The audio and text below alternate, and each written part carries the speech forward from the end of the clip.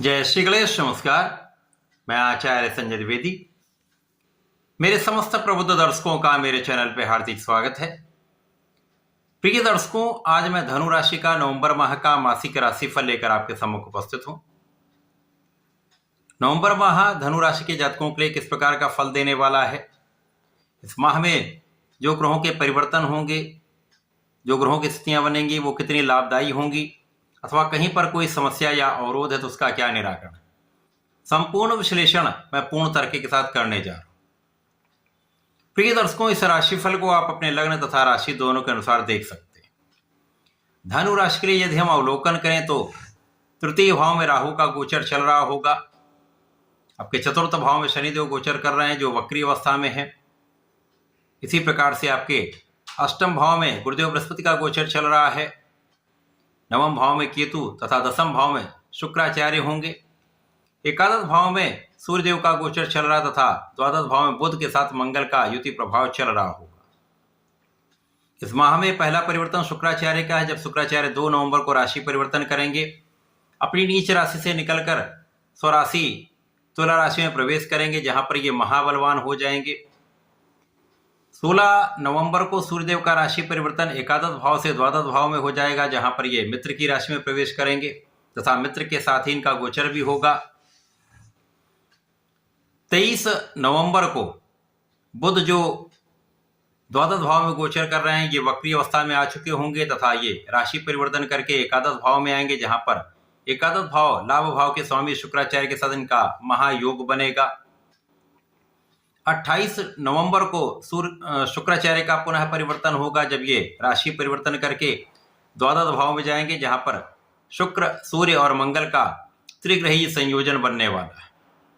इस प्रकार से जो इस माह की स्थितियां बन रही हैं उसमें 3 पंच महापुरुष राजयोग बनने वाले।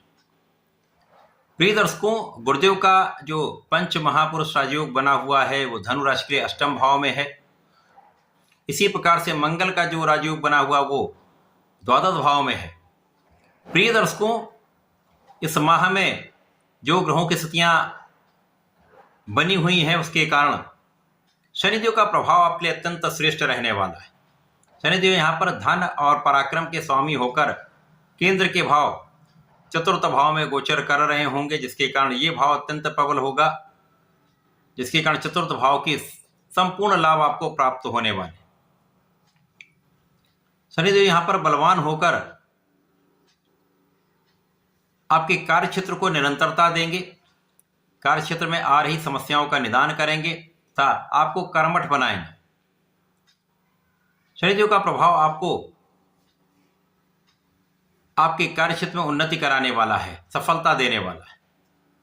यद्यपि गुरुदेव का प्रभाव यहाँ पर अष्टम भाव में है, यहाँ पर ये हंस नामक राजयोग में होंगे जो पंच महापुरुष राजयोग है, परंतु यहाँ पर अष्टम भाव का कोई भी राजयोग उतना प्रबल नहीं होता है, परंतु गुरुदेव का जो कार्यकत्व है वो संपूर्ण रूप से प्रदान करेंगे। गुरुदेव का प्रभाव उन जातकों के लिए अत्यंत महत्वपूर्ण तथा लाभदायी है जो विदेश में रहकर कार्य कर रहे हैं अथवा विदेश से संबंधित होकर किसी कार्य में है, किसी प्रोफेशन में है, किसी नौकरी में है, किसी व्यापार में है। यहाँ पर आपको निश्चित रूप से बड़े धन का लाभ प्राप्त होगा।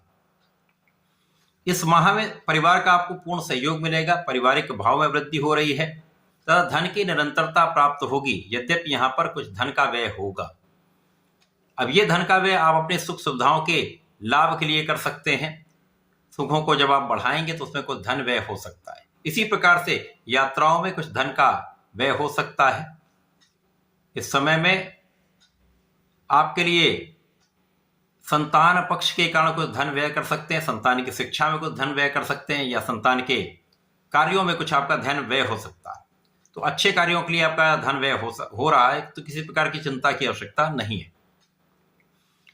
इस माह में सूर्यदेव जो आपके एकादश भाव में है वो नीच भंग राजयोग में होंगे, जिसके कारण शिक्षा ज्ञान में आपको संपूर्ण सफलता मिलेगी। जो जातक प्रतियोगिता परीक्षा की तैयारी कर रहे हैं, सरकारी नौकरी के लिए प्रयास कर रहे हैं, उनके लिए ये काम बन सकता है। यदि अपना पूर्ण प्रयास करेंगे तो आपका काम निश्चित रूप से बनने वाला है। इस माह में जब पहला परिवर्तन होगा, शुक्राचार्य एकादश भाव में जाएंगे, जहां पर ये मूल त्रिकोण राशि में पहुंचकर मालव योग में पहुंच जाएंगे। अब 3 पंच महापुरुष राजयोग बने हैं, जिसमें हंस योग गुरुदेव का है, रोचक योग मंगल का है। ये दोनों त्रिक भाव के हैं, परंतु मालवी योग जो बन रहा है वो अत्यंत प्रभावी होगा, महालाभ देने वाला होगा, क्योंकि ये लाभ भाव का है।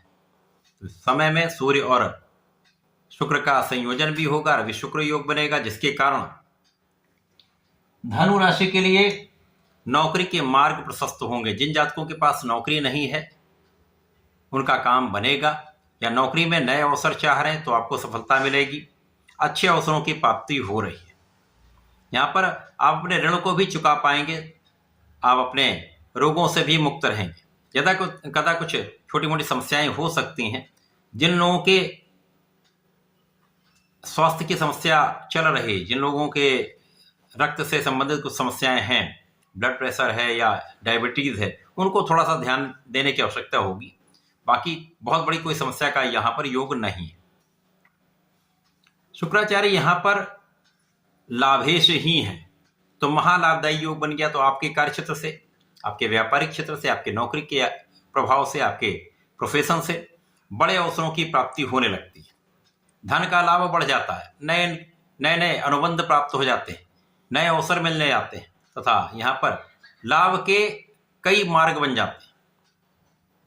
अब जब सूर्यदेव राशि परिवर्तन करके द्वादश भाव में जाएंगे, जहां पर ये मित्र की राशि में होकर बलवान होंगे, तो यहाँ पर आपकी कानूनी समस्याओं में आपका पक्ष बलवान होगा, शत्रुओं पर पूर्ण नियंत्रण होगा, तथा इस समय में आपकी यात्राओं से संपूर्ण लाभ आप ले पाएंगे।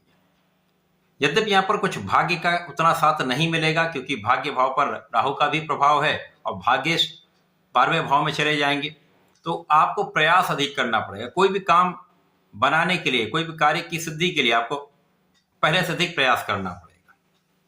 परंतु जब बुध एकादश भाव में पहुंच जाएंगे तो यहाँ पर लक्ष्मी योग का निर्माण हो जाएगा। महाप्रबल लक्ष्मी योग का निर्माण आपके कार्य क्षेत्र की विशिष्टता आपको देगा, कार्य क्षेत्र में बड़े बड़े लाभ आपको देगा, बड़े धन की प्राप्ति का योग बनेगा, आपकी इच्छाओं की पूर्ति यहां पर होने वाली। अब यहां पर जो योग बन गया, शुक्र और बुध का जो महासंयोजन बना, उससे आपके धन की प्राप्ति का अवसर आपको मिलेगा, कार्य क्षेत्र में संपूर्ण सफलता का योग बनेगा, तथा जो आपके मन की इच्छाएं हैं, जिनके लिए आप प्रयास कर रहे थे, वो संपूर्ण रूप से यहां पर आपको फलीभूत होने जा रही। जीवन साथी के साथ भी अच्छा सामंजस्य रहेगा, जीवन साथी के साथ प्रेम में वृद्धि होगी, तथा साझेदारी से एक अच्छा लाभ भी आपको प्राप्त होगा। तो आय के एक से अधिक मार्ग बन जाएंगे, इनकम तो निश्चित रूप से बढ़ने वाली, प्रमोशन हो सकता है, नौकरी में इंक्रीमेंट हो सकता है, अच्छा लाभ प्राप्त होने वाला है। जब शुक्राचार्य राशि परिवर्तन कर लेंगे तो द्वादश भाव में जाएंगे, जहां पर इनको कार्यकत्व प्राप्त है, तो यहां पर सूर्य, शुक्र और मंगल का योग बन जाएगा। अब यहां पर शुक्र के पहुंचने के पश्चात जो कुछ जीवन साथी के साथ मतभेद या क्लेश हो रहा था, वो सब दूर होगा। आपके ऐश्वर्य, वैभव, धन संपदा में वृद्धि होगी, सुख साधन बढ़ेंगे। केवल इस समय में आपको किसी महिला का अपमान नहीं करना है तथा किसी प्रकार के विवाद में पड़ने से बचना है। तो विवादों से जितना दूर रहेंगे उतना ही आप सुखी रहेंगे। इस माह में जो योग बने हैं वो निश्चित रूप से आपके लिए अच्छे हैं। कुछ थोड़ी मोड़ी समस्याएं हैं, उनका उपचार करने के लिए आपको गणपति महाराज की आराधना करनी चाहिए, ओम गंग गणपति नमः का जप करना चाहिए, तथा प्रत्येक गुरुवार को ओम नमो भगवते वासुदेवाय का एक माला का जप अवश्य करें। संपूर्ण कार्य सिद्ध होंगे, समस्याएं दूर होंगी, आपको लाभ अवश्य प्राप्त होगा। ऐसा करके इसका लाभ लें। धन्यवाद, नमस्कार।